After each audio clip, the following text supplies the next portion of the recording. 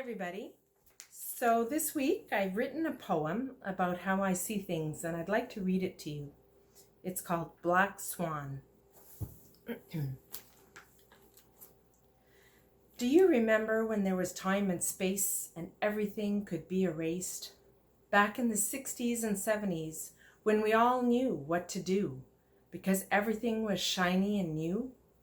When the phone stayed at home and there were 6 channels on TV, so we created our fun naturally. There was enough time for everything with extra to spare, and we knew tomorrow would always be there. Yes, terrible things happened back then too, but we learned of them once a day in the paper or the evening news. There was space enough for everything with extra to spare. The highways were mostly empty, and we traveled in style with hardly a care.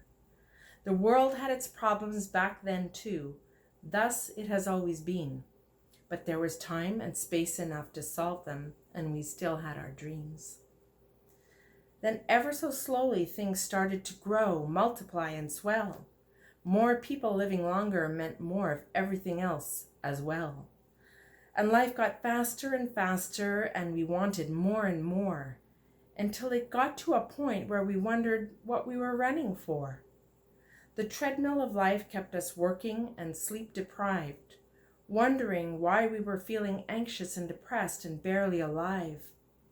We had more stuff and information than in the past, but deep in our hearts we knew it couldn't last, because we had gotten tired, body and soul, of running around just trying to stay out of a financial hole. And for what? A new car, more screens, and a fancier lifestyle?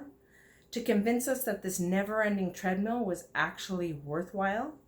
Of course the world still had its problems, thus it has always been. But time and space were at a premium, and so many had lost their dreams.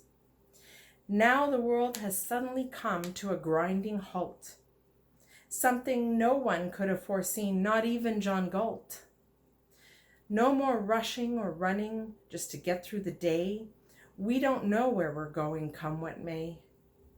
But for those who remember when there was time and space with extra to spare, this total reset is not so terrible to bear. Because now there is time for rest and reflection on where we have come from and what should be our new direction. There is time to review, rethink, and reinvent how we live each day, to ask the question why in a very big way. We have lessons to learn and miles to go, but I can see the light at the end of the tunnel though. The world still has its problems, thus it has always been.